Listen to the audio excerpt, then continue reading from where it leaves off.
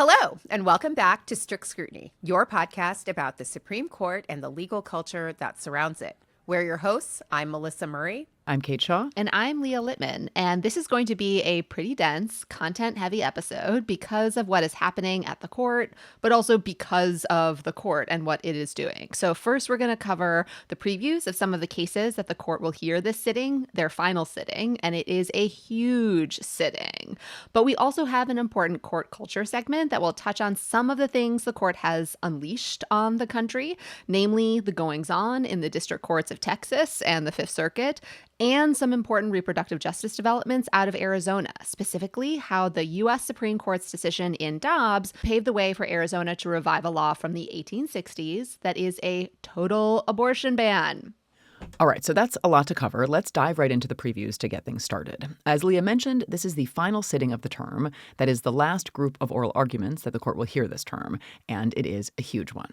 But wait, do you know what it means that this is the last sitting of the term? No. What does it mean, Melissa? It's almost time to make some bad decisions. But they already got started. They've been releasing but really bad decisions. Really bad decisions. Like the Jägermeister of decisions. Okay. Those are coming. That's true. It is now Get really ready. becoming that time. But while they are in the midst of starting to issue their bad decisions or their next round of bad decisions, they are also going to be hearing arguments in a number of really big cases. So this sitting for 2 weeks is jam-packed with enormous cases, both the first and the second week. And so in order just to give you a general sense of what is on deck, we're going to talk about 2 big cases the court will hear during the first week of the 2-week sitting. And then we'll mention several other big cases the court will hear in the second week.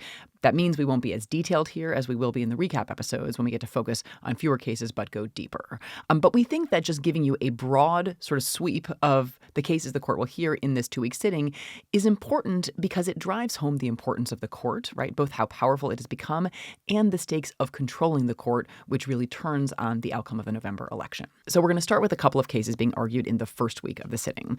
And the first case we're going to talk about is Fischer versus United States, a case that has implications for some of the federal prosecutions arising out of January 6th. The issue in Fischer is whether the federal law under which most of the January 6th defendants were convicted, that is, Section 1512C2, prohibits interference with congressional processes that don't involve investigations or the production of evidence. The statute, 1512C2, is a part of the Sarbanes-Oxley Act, which was itself a response to the 2001 Enron scandal and the widespread fraud that had occurred at Enron and at other companies regarding accounting practices and public reporting of corporate information. Here's the text of the statutory provision at issue here, just so you have a sense of how these issues arise.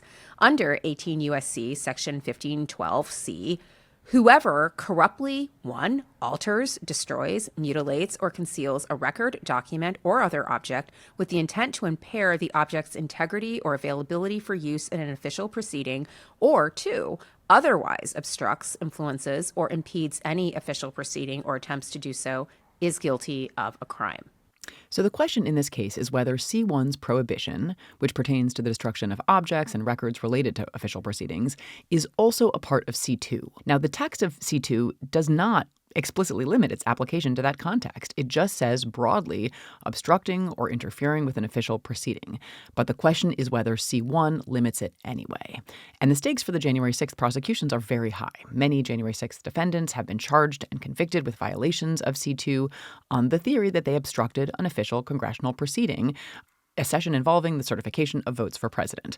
So an interpretation of C2 that narrows its reach could potentially wipe away at least some of those convictions. And to be clear, the defendants have argued that the certification of the presidential votes is not the kind of congressional proceeding that the statute prohibits interference with. The defendants say the law prohibits interference with proceedings involving investigations or the collections of evidence. And if they're right, that would mean the statute would not apply to people whose presence at the Capitol and whose actions at the Capitol force Congress to recess and stop the proceeding to certify the votes. So that sounds like a big issue, and it is when it's framed that way. But what really makes this a big issue, indeed a huge issue, is not simply Mr. Fischer, the defendant in this case, or even the other individuals who have been convicted on similar theories. Rather, what makes this a really big issue is the fact that former President Trump, who is the defendant in an entirely different January 6th case, the one brought by Jack Smith, has been charged under wait for it, Section 18 U.S.C., Section 1512C. So in the federal January 6 election interference indictment, Jack Smith charged Donald Trump under the same provision. He was charged with both violating Section 1512C and a conspiracy to violate 1512C. And this is all to say that this case then has implications not only for Fischer and other rank-and-file January 6 rioters who have been charged under the statute, but that it also has enormous implications for the federal case against Donald Trump. Because if defendant Fischer prevails here, defendant Trump will see 2 of the 4 counts against him in the federal January 6 indictment evaporate. And one additional piece of background is that the court has already limited the reach of a related provision of the same statute. So 18 U.S.C. Section 1519 rather than 1512 in a case called Yates versus United States, which involved the use of the statute, again, a different provision of the statute, to charge a fisherman with destroying evidence of his overfishing, that is, the fish. And in that case, the court found that the statute could not be used in that way. So that case does suggest that there is at least some appetite on this court for limiting the reach of various provisions of Sarbanes-Oxley. But we should say it's not entirely clear whether the court took this particular case, Fischer, to say something that would prevent prosecutions using this law in all January 6 cases, because it's not obvious that what the court will say here as it relates to defendant Fischer will apply to other rank and file, attendees at the Capitol. And that's because the defendant in this case, Mr. Fischer, entered the Capitol later on January 6th after Congress had recessed to avoid the mob. So it's at least possible that the court could say something that's unique to those kinds of cases, especially because the court chose not to grant review in cases where the defendants had arrived at the Capitol before Congress recessed. So we'll see. But, there are some versions of an opinion in this case for the defendant that, might not prevent prosecutors from relying on this law to bring criminal cases against other people involved in January 6th. So a lot turns on the arguments that the court is interested in, what they say. And how they write it. Yeah. Right, definitely. But also the other people who might not be affected, even if this defendant prevails. Yeah. Presumably is Donald Trump, because the conduct happened both before January 6th and early in the day, not after the breaching of the Capitol, as was the case with Mr. Fischer. So it is potentially, an outcome where Fischer wins, but none of that actually even affects the ultimate outcome with respect to these 2 charges against Trump. I think it could be the case, though, that if Fischer wins, even if it's on the sort of narrower theory that Leah's articulated, it provides a really important defense for Donald Trump to raise if, in fact, the January 6th election interference case goes forward, and that will slow down the case once again. So again, lots of ifs here. If the court makes a ruling on immunity, which we're going to get to, if the court decides on a narrow basis for Fischer, lots of different things. But these 2 cases are inextricably intertwined because of the nature of the statute and the fact that both are charged under it. Yeah. Okay, so the next case we want to talk about, also slated for argument that first week, is Snyder versus United States, an important political corruption case. And if passed as prologue, there is real reason to worry that we are headed for another decision that further whittles away statutes that attempt to criminalize different forms of political corruption. So this case involves an important federal statute, 18 U.S.C. Section 666, which makes it a crime for state or local or tribal officials that receive federal funds to solicit or demand or accept things of value as influence or reward for any business of the federally funded entity. And the question in this case is whether that includes what are known as gratuities, so payments made to state or local officials for actions the officials have already taken or for actions they have committed to take, but without a super explicit quid pro quo agreement, that is, without an agreement along the lines of I'm paying you because you did this thing for me or because you have agreed that you are going to do this thing for me. As we've discussed many times, the court has invalidated a host of campaign finance regulations, beginning with Citizens United, where the court struck down the federal limits on independent political spending by corporations.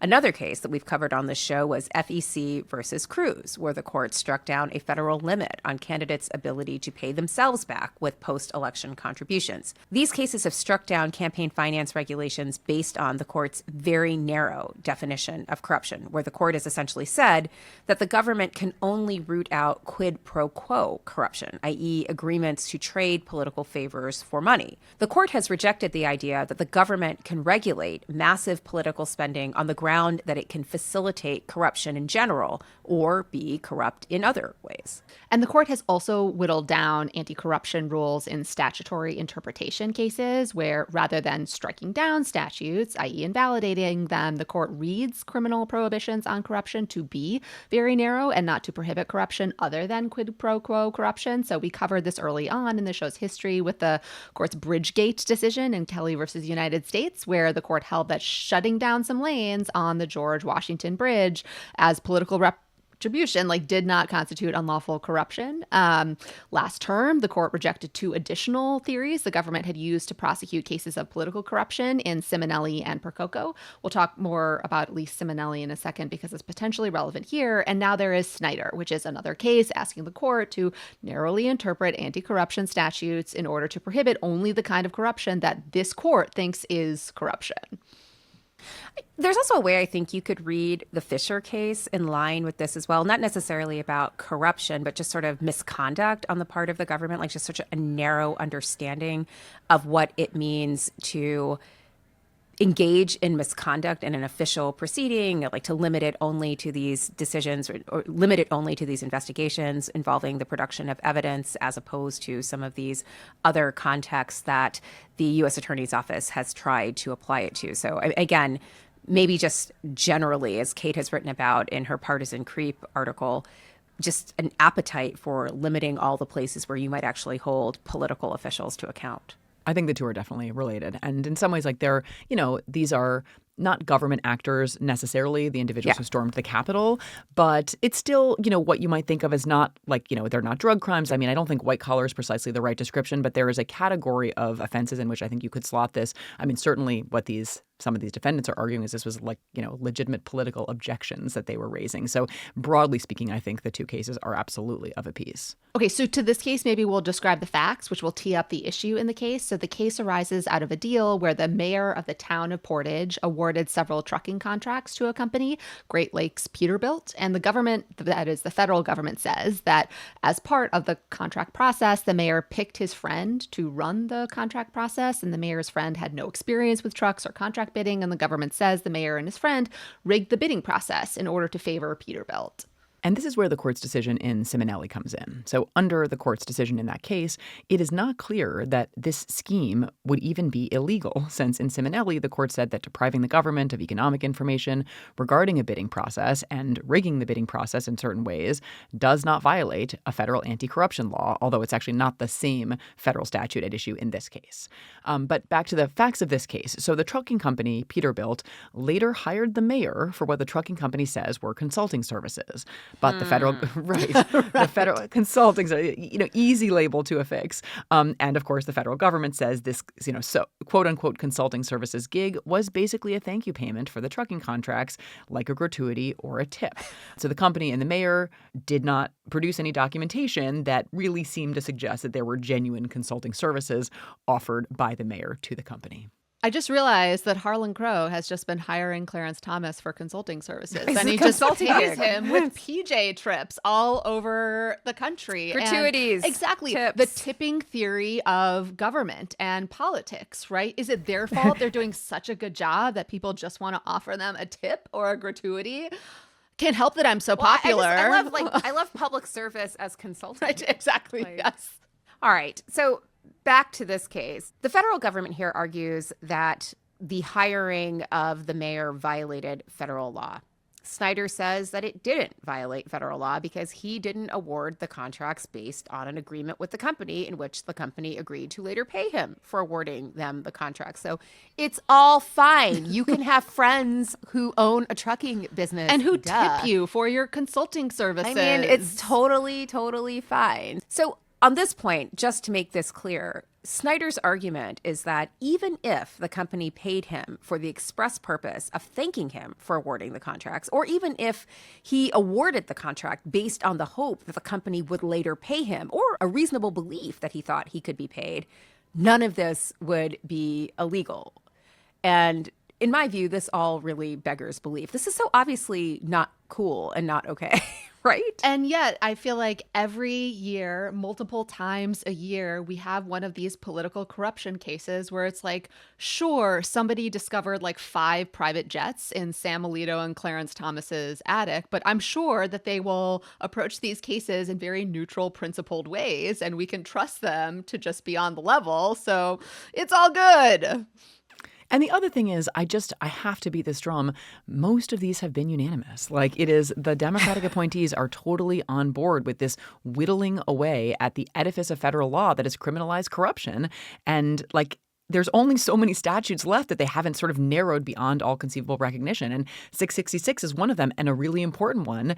And, you know, if the court adopts this incredibly narrow theory, which I think given the precedent, there's a good chance they will, like, that's going to further reduce the power of federal prosecutors to reach this kind of corruption. And maybe that's the point. And this is just the first week of the sitting. So during the second week, the court is also hearing a bunch of big cases, so many that we actually cannot preview all of them, even if Kate and I talked at our like maximum speeds. But we did want to highlight a few of the cases. One of these cases is a major case on houselessness, City of Grants Pass versus Jonson. This is the first major case on houselessness that the court has heard since the 1980s. And the general issue in the case is, what constitutional limits are there on the government's authority to criminalize being unhoused? This particular case arises out of Oregon, which is in the Ninth Circuit. So in 2018, the Ninth Circuit decided another case in which it held that it was unconstitutional to punish people who are, quote unquote, involuntarily homeless for sleeping outside if there are not enough shelter beds. So that decision, Martin versus Boise, said it would violate the cruel and unusual punishment clause of the Eighth Amendment of the federal Constitution to punish people for being unhoused under these circumstances. So this issue of being unhoused is very significant. The AP has reported that the United States experienced a 12% increase in houselessness last year, such that the number of people who are unhoused is now at its highest reported level. That is over 650,000. This has, a huge number of contributing causes, some of which include the end of COVID assistance policies and rent increases. And almost 250,000 of the people who are unhoused sleep outside. Now, Grants Pass, where this case arose from, is a small city in Oregon where about half of the city's residents struggle to pay rent. And like many cities in the Pacific Northwest and California, it has seen a huge rise in unhoused encampments in public parks and under overpasses. And Grants Pass passed a law that criminalizes sleeping outside on public sidewalks, streets, or alleyways. It worded the law such that it prohibits, quote, camping on sidewalks, streets, parks, and it defines a campsite to mean a place with bedding or a sleeping bag. We'll talk about that in a little bit. But the city argues that these anti-camping laws are generally applicable. That is, they're not actually about the unhoused and don't target the unhoused. They say they prohibit everyone from camping on park benches. This is actually, the theory for why these laws don't implicate the Eighth Amendment. But the Ninth Circuit, rejected that, saw through it, and said, look, these laws are prohibiting activity that is closely correlated with being unhoused. You can't just describe it as camping. So indeed, that seems to have been part of the point of these laws, to target the unhoused. So one council member, when these laws were under consideration, said something about how the point of the laws was to make it uncomfortable for, quote, them to live in the city and ensure that, quote, they will move on. So it seems like it is, targeted at a particular group, not just everybody who might want to camp. No. This is not about like families recreationally camping on sidewalks. That's obviously not the target of this law. So there's no generally accessible homeless shelter in Grants Pass. There is a privately owned shelter that is available to people without houses, but it requires church attendance as a condition to shelter. And it also requires work that some residents are not able to do. And the cert grant in this case was obviously very concerning, and that it suggests that the justices might be interested in reversing the Ninth Circuit and allowing jurisdictions to punish sleeping while houseless. The Department of Justice, perhaps seeing the writing on the wall here, offered what I think we might view as a narrower possible ground for sending this case or issue back to the Ninth Circuit without undoing all constitutional limitations on criminalizing homelessness and other statuses. Mm-hmm. The whole question in this case kind of turns on the status conduct distinction that we've seen in a lot of other cases in the past. Certainly these status cases like Robinson, but also in cases like that deal with questions like whether the state can criminalize sodomy. One of the arguments that traditionally undergirded the criminalization of sodomy and lawsuits that upheld sodomy regulations was that, people would say this is not about targeting a particular group. It's simply about targeting certain conduct that anyone could engage in. But again, I think the point of a case like Lawrence versus Texas was that there is some conduct that is so closely correlated with a particular group that a law that targets the conduct is also about targeting the group itself. So the status conduct distinction is not as clear. And I think that's a big part of what's going on here. Like as Leah said, it's not about not camping, it's about being unhoused.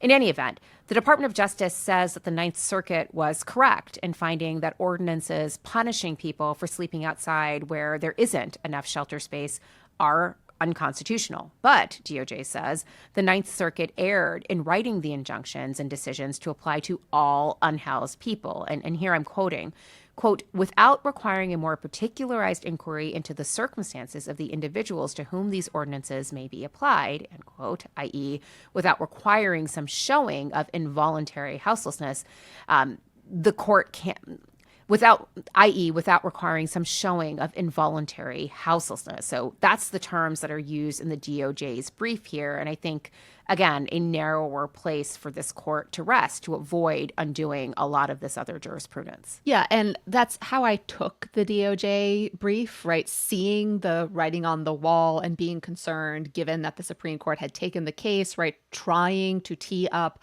a narrower ground for them to possibly reverse or send the case back. But of course, the whole idea of being voluntarily unhoused is a little problematic. Super problematic. The notion that these injunctions against these laws apply to a bunch of people who are voluntarily unhoused is also problematic, because if you believe being unhoused is voluntary, it opens the door to criminalization and it reduces momentum to build housing. And, just to kind of take an example of this gets back at, what I was kind of needling this at before for being about camping. Grants Pass had argued to the Ninth Circuit that this case involved voluntary houselessness because the ordinance criminalizes sleeping with bedding or pillows, i.e. camping rather than just sleeping without shelter. But of course, right, having bedding or pillows, right, is like a natural human instinct, right, as part of sleeping. So it's just, and I worry that although I understand completely the DOJ strategy of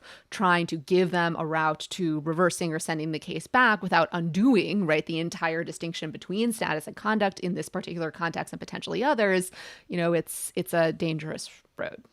So to close this case out, I just want to recommend a wonderful podcast called A Place to Sleep, which did a more journalistic account of the background to this case and the issues that it involves. It's definitely worth checking out. A really informative episode that sort of tees up all of the issues here.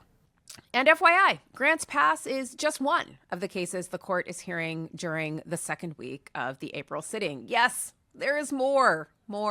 So much more. And one of those additional cases during the second week is the EMTALA case, which I think we have alluded to multiple times, but it is so have here. I know. So this is the case about whether hospitals are allowed to provide abortions that doctors believe are necessary to prevent suffering, pain, potentially loss of major organs, and that they believe are necessary to stabilize patients. The case is called Moyle versus United States, and it arises from a challenge that the United States filed against Idaho's restrictive abortion ban. The United States argued that the Idaho abortion ban was preempted, i.e., to the extent the Idaho law prohibited hospitals from being able to provide abortions that hospital doctors believed were necessary for stabilizing care, the Idaho law could not be enforced because the Idaho law conflicted with a federal law known as the Emergency Medical Treatment and Active Labor Act, i.e. EMTALA. So it is a well-established principle, although Texas is trying to unsettle it, that federal law is supreme and that federal law wins out over any state law that conflicts with the federal law or undermines it. So here the basic idea is EMTALA says hospitals have to be able to provide these abortions that they believe are necessary for stabilizing care. State law wants to prohibit that. That is a conflict, and so the federal law should win. And maybe we can just take a beat more on this issue because this case has largely flown under the radar while the public has focused on the medication abortion case. Although Melissa and I did try to sound the alarm about both in an essay in the Times a few weeks ago. And interestingly, the justices, I think, gave a boost to the public profile of EMTALA, as Melissa alluded to a couple of minutes ago, which is that they brought it up in the argument in the medication abortion case. But here, so Idaho, with a host of conservative organizations as amici, including 121 Republican members of Congress, is arguing that the state can and should prohibit hospitals from providing abortions that the hospitals believe are necessary to prevent things like a lifetime of pain, maybe loss of a major bodily organ, and other extreme health risks. They are making the case affirmatively for permitting more women's suffering. And as Leah noted in the medication abortion case recap, this case is not about whether particular doctors at hospitals can be required to perform abortions. It is about whether hospitals can be permitted to perform abortions where the doctors believe those abortions are necessary to prevent serious health risks, injuries, and pain, when the state wants to prohibit them from doing so. So this is about whether federal law can protect doctors in their ability to exercise their own medical judgment in favor of providing abortion care, but in no way about whether doctors can be required or compelled to provide abortion care. And there are, as we will note in a second, and as came up in the medication abortion argument, conscience protections under federal law for individual doctors who may not want to perform particular procedures. Those protections are not part of this case. They are separate and apart from EMTALA. That's not what this case is about, but that is an important background fact as we discuss this case. This case is also not about elective abortions, right, where for any number of reasons people decide to terminate a pregnancy. This is about a situation where someone who is pregnant shows up at a hospital presenting with severe complications and risks, and a physician believes that that patient is at serious risk of bodily injury and more. So the stakes are things like how much pain and long-term injury states can force women to endure by denying them needed abortion. And again, I think this just underscores how far the Overton window has quickly shifted after Dobbs. We're not talking, I don't think, about a huge number of cases. No. We are talking about, the smaller number of cases where, again, people show up at hospitals and are at severe risk of severe complications and life-threatening, health-altering consequences and complications, and whether hospitals can provide them with an abortion. And that is the issue that Idaho has decided to take all the way up to the Supreme Court and say, no, we really want to be able to prohibit abortions in those cases too. So some brief procedural history, which to me underscores how apparently desperate the justices are as well to enable women's suffering. So as we said, the Biden administration filed this case arguing that the Idaho law could not be enforced under EMTALA, and a district court held that the Idaho law was indeed preempted and could not be enforced in narrow circumstances where, doctors conclude that the pregnancy termination is necessary to prevent injuries other than death.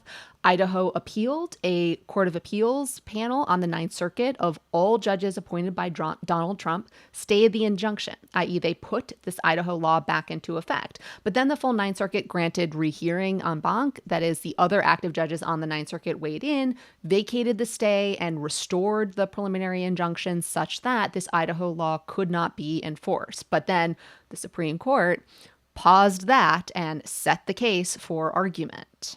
So this issue is at SCOTUS at the stay pending appeal stage. So the question here is whether to stay the district court's injunction.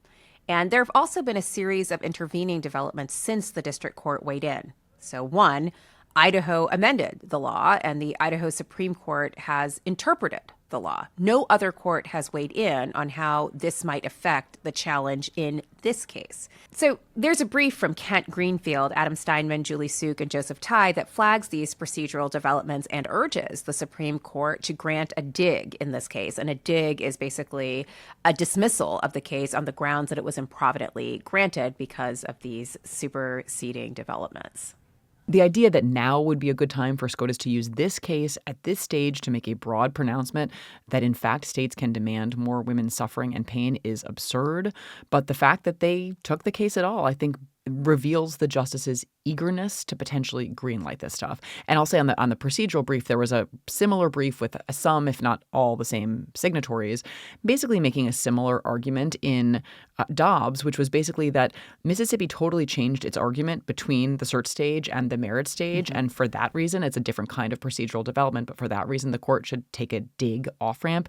And obviously, those pleas fell on deaf ears then. And I would expect the same result here. But I do think it's important to highlight the procedural impropriety of the court granting review in a case like this one. But it's so clear that they want to take it. I mean, just Yes. like, again, remember how often EMTALA surfaced in the medication abortion oral argument. I mean, it's just very clear that so many of these justices are ready to shut it all down. And what's odd to me is that it's hard to tell whether they just live in this alternative ecosystem where EMTALA means and, structures the world in a way that it actually doesn't, right? Because they think EMTALA means something that it just doesn't do, right? Let's just hear from them. Let's roll the tape. Counsel, can I ask you a question about the conscience injury? So that's one of the roadblocks you identify in the speculative chain because you say a doctor could invoke federal conscience protections to refuse to complete an abortion that was when the embryo or fetus was still alive. So I just want to be clear. The federal government's position is that their doctor would have conscience objections. I'm thinking about the EMTALA litigation, and the Fifth Circuit criticized the government's inconsistent positions. But it is your position that such doctors would have recourse to the conscience protections of federal law. So the justices have been doing some thinking about EMTALA. I think that is clear. And there are also a lot of amicus briefs in this case. We already mentioned the procedural one, but we want to highlight a couple of others. One is a brief filed by several OBGYNs, including Dr. Caitlin Bernard. Dr. Bernard is the Indiana doctor who provided an abortion to a minor who had to flee Ohio to Indiana after she was raped in order to get an abortion there. And Dr. Bernard was subsequently disciplined for speaking out about the case. She obviously protected her client's confidentiality, but she did speak in general terms about the case, which is how we even know about it. And her story and her voice are featured prominently in another wonderful podcast called The Nocturnists, Post-Roe America. And her story is there, and I highly recommend people checking out that podcast if they haven't. But back to this case, Dr. Bernard's brief argues that state laws that preclude doctors from performing abortions that doctors believe are necessary to prevent suffering and pain and health risks violate the doctor's conscientious and religious beliefs, in part because harming patients, which these laws force doctors to do, completely inverts the Hippocratic Oath.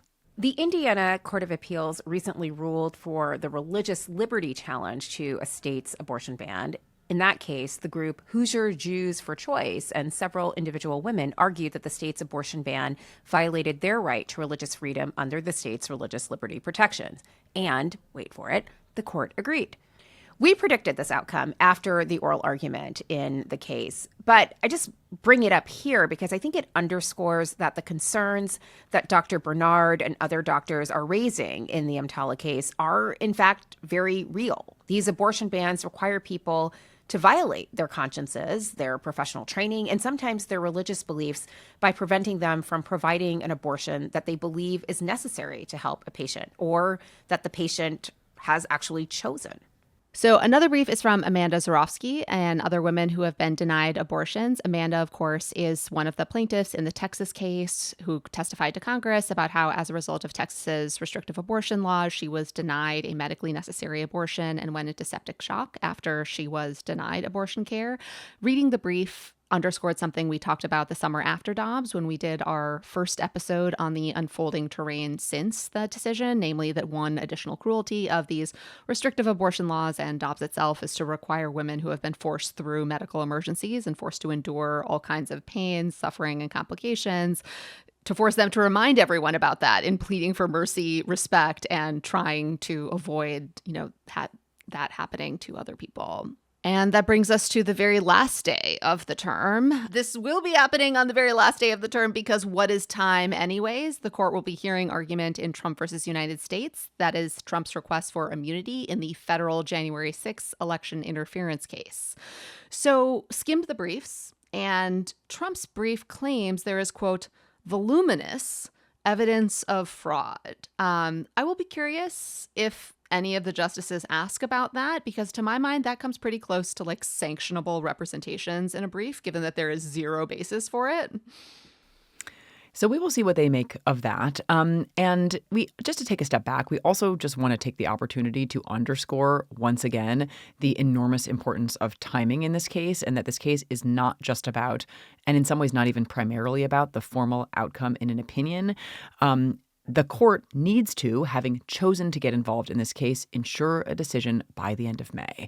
And as a reminder, granting review in this case added 3 months to the timeline of the trial. Judge Chutkan had originally suggested there would have to be about 80 days of trial prep before a trial. I don't think she is in any way bound to that number, but there will need to be some time for preparation, so time is of the essence.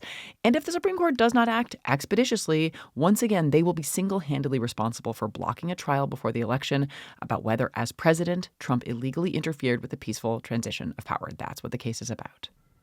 I just want to intervene here to make clear that as it stands, even if the Supreme Court confirms that the president is not a king and therefore not immune from criminal liability, which in my view is literally the only answer that is consistent with the history and traditions of this country, even if they get to that outcome eventually in the immunity case, the issue is basically moot at this point. They will have already effectively immunized Donald Trump from criminal prosecution simply by waiting until April 25th to hear the case and then waiting until whenever they deign to grace us with an opinion to actually issue a decision. So to my mind, the question of his immunity is already decided and the rest is just sort of academic at this point. No, I mean, again, I feel like there is still a chance for some trial to happen before an election, but that window is just vanishing so quickly. And they have, again, risked it all and created this situation that is tenuous, borderline untenable, and they did it.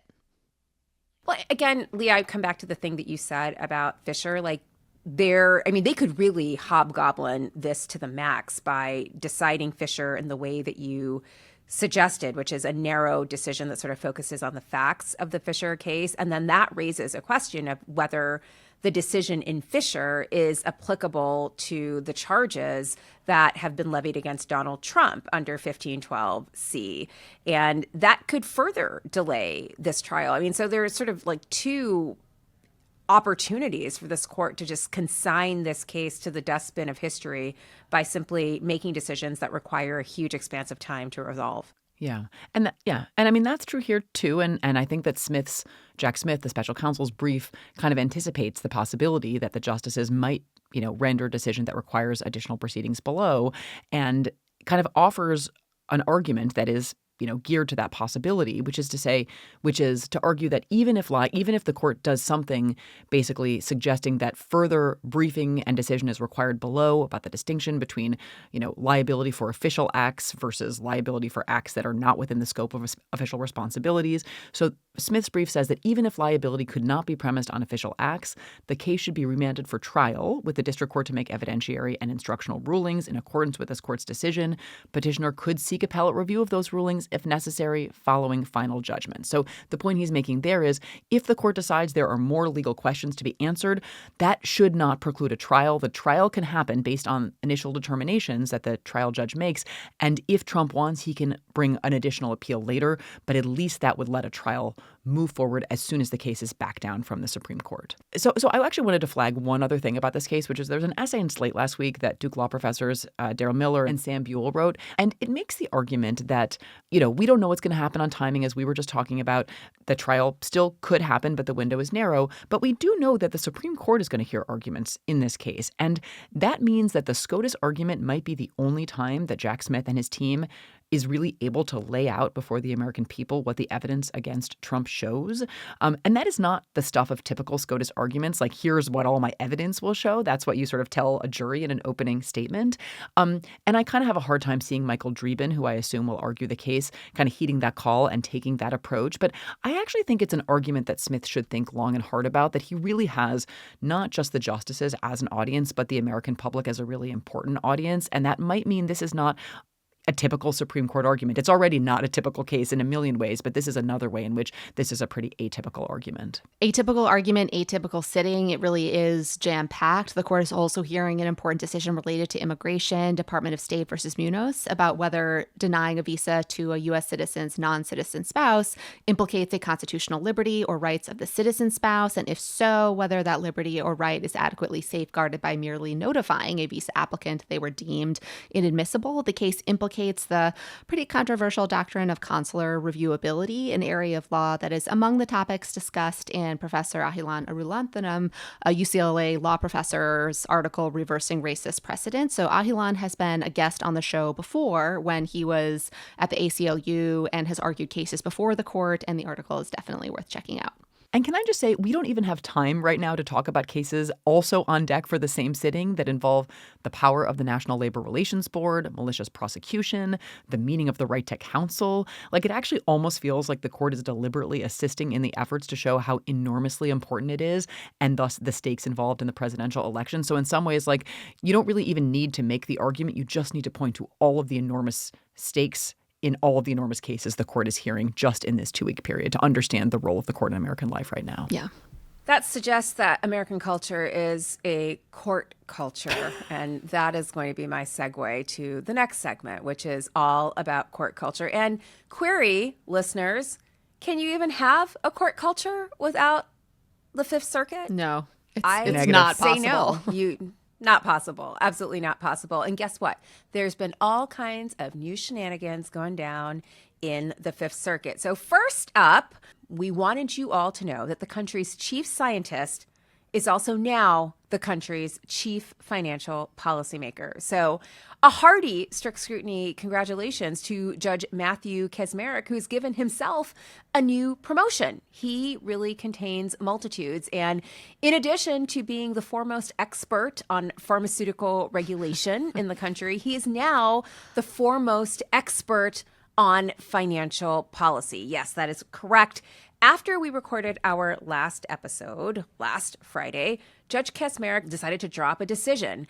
And of course, we just want to note, Friday afternoons is exactly the time when you drop something that's really, really big, when strict scrutiny is already gone for the day and all of the other news outlets aren't available to cover it. So, Kate, can you tell our listeners what Judge Kacsmaryk's self-styled promotion to chief financial policymaker involves? Yeah, so this is how he donned his new hat as the country's chief financial policymaker by declaring invalid the Biden administration's new rules seeking to modify how lenders extend loans and other financial services to low and moderate income Americans. So these are rules that were promulgated by the Federal Reserve, the FDIC, and the Office of the Comptroller of the Currency, which had all updated rules regarding fair lending.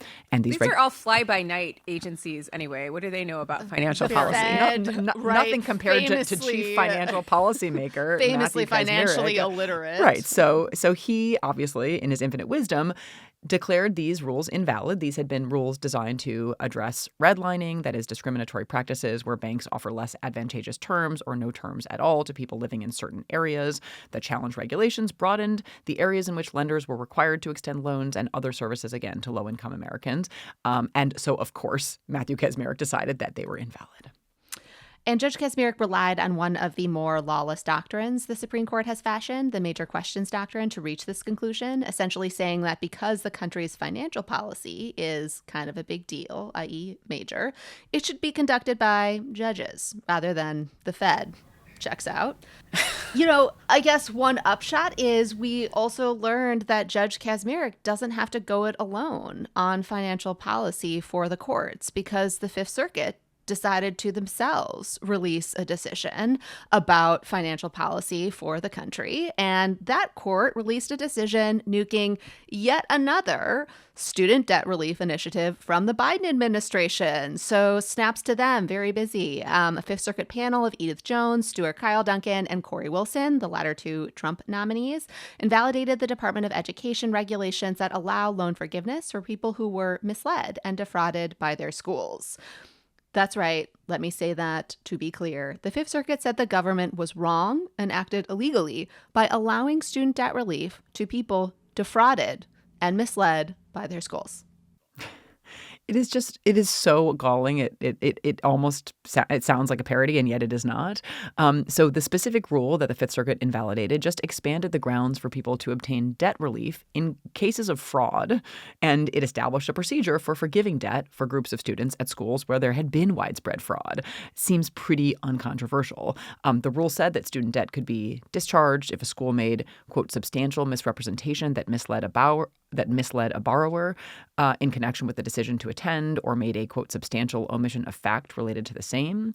It also provided for possible forgiveness in cases of a school's failure to perform its obligations under the terms of a contract, or engagement in aggressive or deceptive recruitment conduct or tactics. And finally, it provided for discharges in cases where students couldn't complete education because of a school shutdown. And specifically, it defined a shutdown to be when the school ceased to provide educational instruction in programs in which most students at the school were enrolled. And yet the Fifth Circuit said, no dice, you got to pay your debt anyway. Doesn't matter. School closed down, totally defrauded you. Too bad.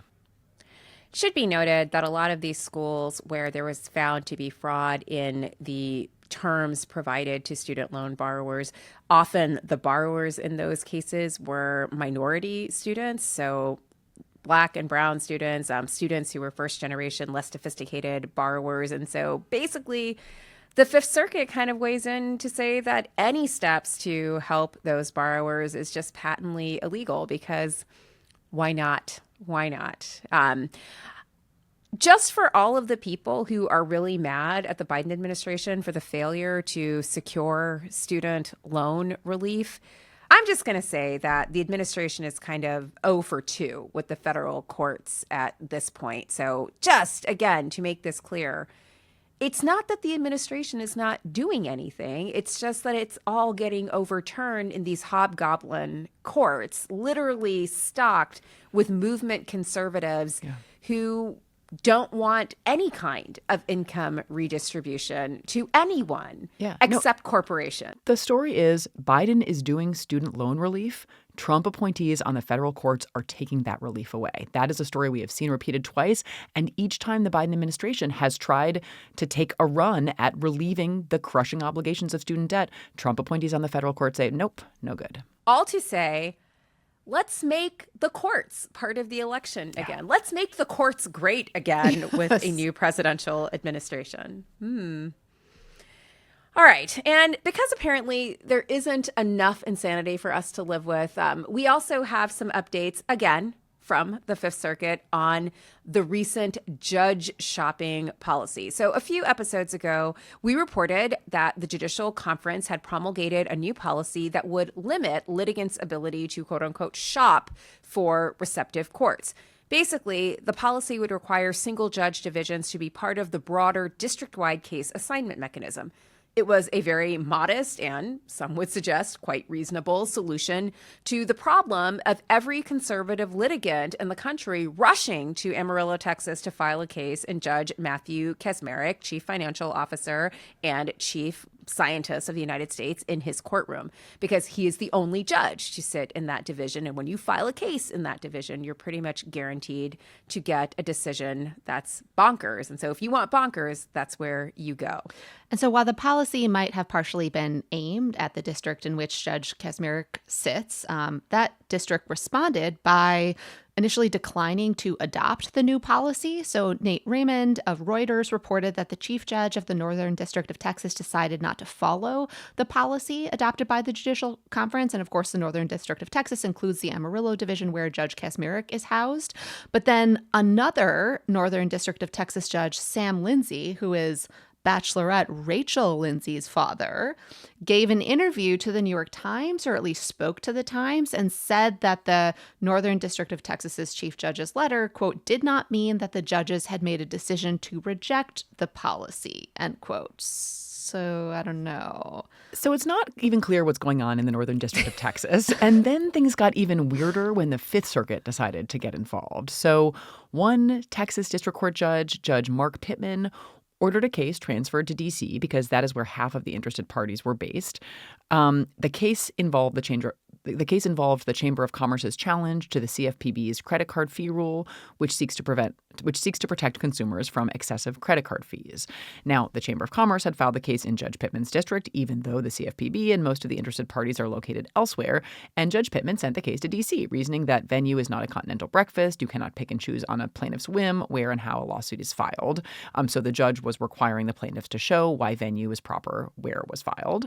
And this suggested that the judicial conference policy, while, not binding, there was nothing in the policy that required a transfer like this, but that it might have been sort of starting to have the effect of moving the needle. Yeah, exactly as Steve Vladeck suggested on the show a couple of weeks ago, that not binding, it wouldn't even have applied in a circumstance like this where venue is really at issue. It's not a question of these single judge divisions, but that it was having an effect on kind of the culture of, judges' responses to these very strategic decisions about where to file. And that actually is a salutary effect, even if the policy is non-binding. And this Judge Pittman is not the good Judge Pittman, I know. like not Judge Robert Pittman. So it was totally not necessarily on brand for him. So salutary effect. To have been exercising some kind of restraint or forbearance and transferring the case to a place it seems like it actually belonged. So obviously the Fifth Circuit could not allow this to stand, right? No, obviously. This is too much. Too much. The Fifth Too Circuit reasonable. got involved. The Fifth Circuit got involved, and a Fifth Circuit panel purported to issue a stay of the transfer order. So this is an administrative stay. But here's the problem. The case was docketed in D.C. So then the Fifth Circuit decided to grant a mandamus petition that had been filed by the Chamber of Commerce and purported to direct the district court to tell the district court in D.C. that it doesn't have the case anymore. So, this is all just kind of nuts all the way around. So the Chamber of Commerce is filing a mandamus petition. The Fifth Circuit wants to issue an administrative stay. It can't because the case has already gone to D.C. So they grant this mandamus petition from the Chamber of Commerce and then tell Judge Pittman, who is doing something good, to tell the D.C. court to send it back. Send it back. This is all pretty uncharted stuff, I think. Anyway, this is the panel was a 2-1 vote. The opinion is by Judge Willett, joined by Andy Oldham, with a dissent by Judge Higginson.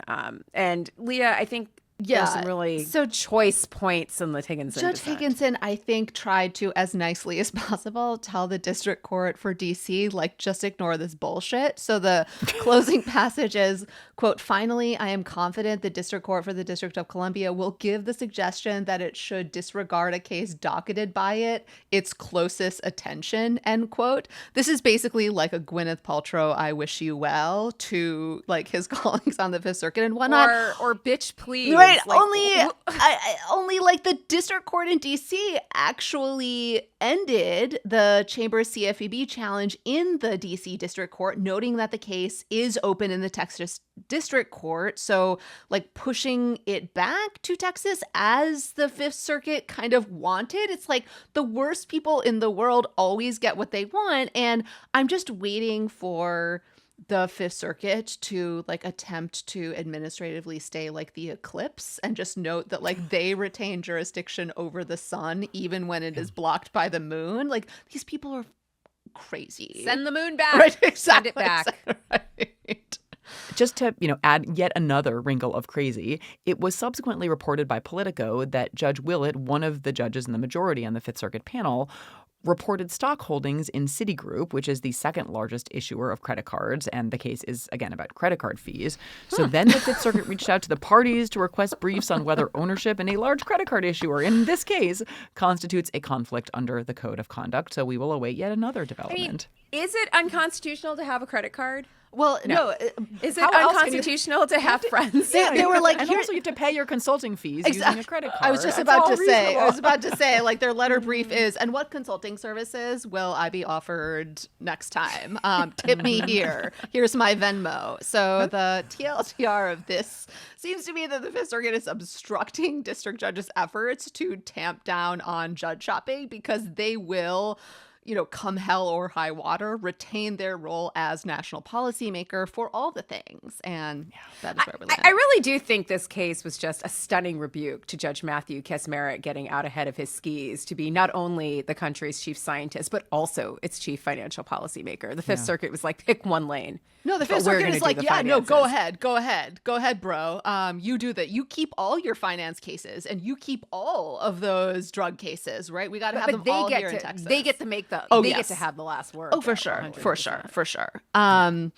So now one final court culture segment. I worry we are going to have to introduce a new segment, which is Sam Alito, Clarence Thomas, Donald Trump at your cervix, like the continued fallout from Dobbs, because latest out of Arizona, as we noted at the top of the show, the Arizona Supreme Court said that the state could enforce its 1864 pre-Roe criminal abortion ban that was passed when Arizona was not yet a state.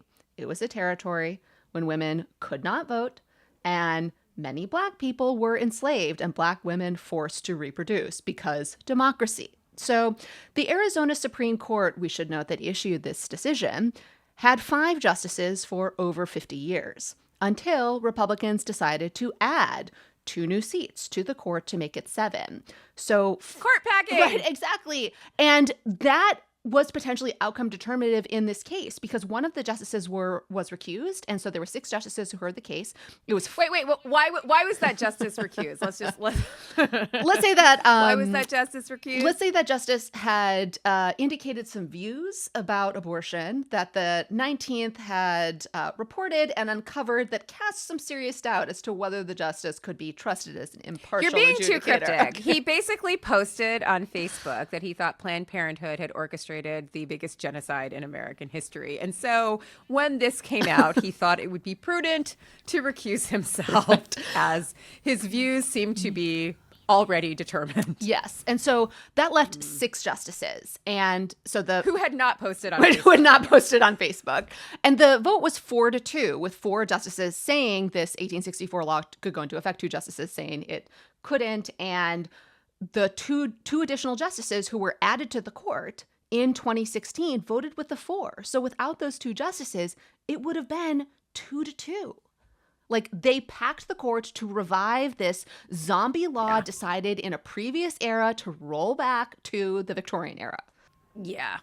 So just going to say, this case is an absolute shit show. And not surprising, given that the entire Arizona Supreme Court is comprised of Republican appointees. Like, that was what you were going to get. But leaving aside that, and also leaving aside the questionable propriety of reanimating as an expression of democratic deliberation a law that women and people of color played no role in enacting, the law is actually going to have real consequences for the provision of reproductive health in Arizona.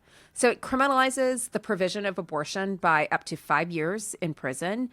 It has no exceptions for rape or incest and only allows an abortion to preserve the life of the pregnant person. And that's a dicey proposition for many doctors in Arizona, given that pro-life law enforcement officers have watched a few episodes of Grey's Anatomy and now think they know as much as trained physicians about what is or is not medically necessary. So I think doctors in the state genuinely have to worry about whether their medical judgment will be second-guessed when they provide medically necessary abortions. The state attorney general, Chris Mays, has vowed to not enforce this law, and that is an important step. I think that's a laudable step that she has made, but it's important to note that that's not a panacea here. There are a number of local DAs who have said that they will enforce this law, and so I think what we're gearing up to see is a conflict within the state between the state and local authorities about enforcement. And it's also the case that many physicians might still worry, even with the assurances from the attorney general. So first, there's the whole question of what local DAs will do in terms of enforcement. But there's also the fact that the AG's assurances are only good for as long as she is the AG. So only as good as long as this administration is in power in Arizona. So a change of administration, a new governor, a new attorney general will mean a change in enforcement priorities, and that will certainly alter the state of play. We don't know what the statute of limitations necessarily is with this law. So if there is a change in administration, then, there could still be situations where individuals performed abortions with the assurance that it wouldn't be enforced, but then the administration has changed and now the enforcement priorities have changed. Even if the state is not criminally prosecuting doctors who perform abortions, there are still tons of civil consequences for physicians who perform abortions in defiance of the law. So they can face professional licensing issues or censure.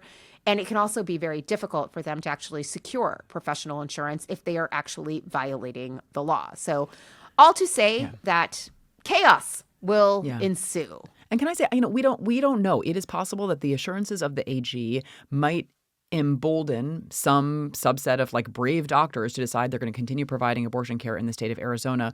But what the state Supreme Court said was physicians are on notice under this opinion. The provision of abortion is a crime in this state, except in this tiny narrow set of circumstances where necessary to save a life.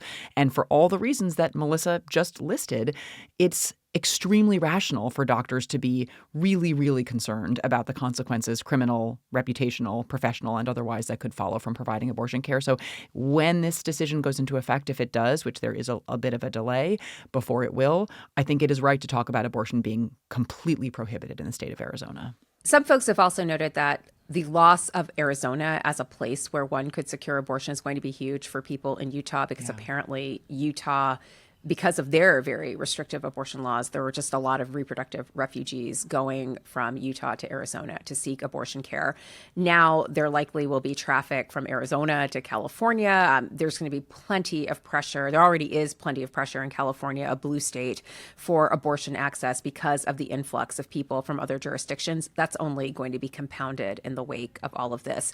It's worthwhile to note that the decision has been stayed by the court for 14 days, and that is to allow Planned Parenthood, who's one of the litigants here, to file a challenge to the 1864 law's constitutionality and to allow that litigation to begin. But this looks like where this is headed. It does. And I think, if I'm not mistaken, there's a 14-day pause, and then there's actually 45 days until the opinion takes effect. So I do think providers in Arizona have suggested that for April and May, they will continue providing abortion care up to 15 weeks as currently allowed under Arizona law. But unless something unexpected arises and a district court accepts a different challenge to this 1864 law, I mean, it seems like there should be a million successful bases on which to challenge it. So I wouldn't rule out the possibility. But again, barring something unexpected. But it'll come back to this Supreme Court. Exactly. Absolutely. And how do you feel like those challenges might fare before the Supreme Court? I mean, so the point you said about the existing Arizona law being 15 weeks, wow, the Overton window is just all the way over in New Jersey right now. I'm in New York. That's wild. I mean, right now WTF. that looks like expansive coverage for abortion care just 2 years after Dobbs, when that was an unthinkable restriction of the constitutional guarantee that Roe and Casey set forth. That's where we are. That was the point. So Arizona voters will likely have a chance to amend their constitution by ballot initiative in order to specifically enshrine protections for reproductive freedom there and thereby overrule this 1864 law. So the organizers, the people organizing for the ballot initiative, are required to collect 400,000 signatures by July. They have said they already have over 500,000, and this initiative would pass with a simple majority vote. So that is going to be extremely important and consequential in Arizona. And just a note about, AG Mays, who has said she wouldn't enforce the law. She won her election back in 2022 by less than 500 votes. And so these elections are extremely close. Every vote matters. If you are looking to focus somewhere in order to blunt the effect of Dobbs and mobilize in its wake, Arizona is going to be one of those key locations. And to go back to something Leah was saying a minute ago about the kind of abortion will likely be on the ballot in Arizona. So there will be a chance to actually enshrine a right to there will be a chance to enshrine within the Arizona Constitution a right to abortion that would obviously essentially nullify the ruling that came down permitting this 1864 law to go into effect. So that's going to likely be the case in Arizona. It's going to join Florida and a number of other states. It could be, I think, as many as 12. There are a couple of other outlier possibilities that could, in theory, bring it up to 14 or 15. So that'll be all the states in which people will be able to vote directly on whether to expand access to or enshrine protections for abortion this coming November. But also in every single state, there will be people on the ballot running for offices like Attorney General, like State Supreme Court Justice, obviously like President and representatives in Congress, who are also going to have control over questions of our access to reproductive care and control over our bodies. So, abortion is on the ballot in every single state, not just the states where there's a ballot question about it.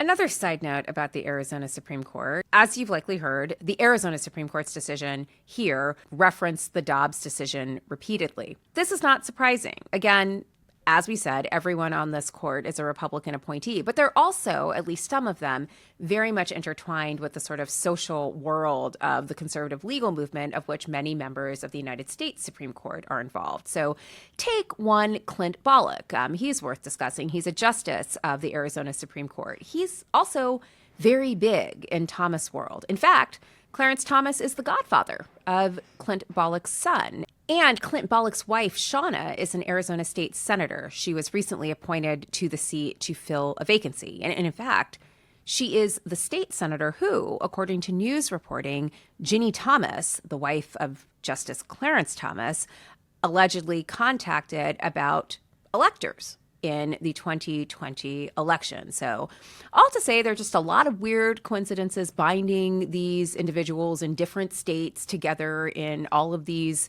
disparate abortion challenges and election things. And it's just all very weird to me that they all keep popping up and they know each other. So it has been a crazy stretch. It is going to be an even crazier stretch before the United States Supreme Court, and who knows what else is going to emerge from the Fifth Circuit and other state courts. So we will do our best to keep you up to speed on all of it in the coming weeks as, the season of bad decisions really comes upon us.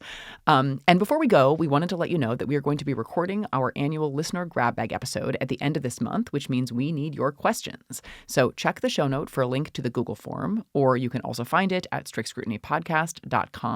So if you have a topic you want us to discuss, if you have burning questions you want us to answer, please send something in. We want to hear from you.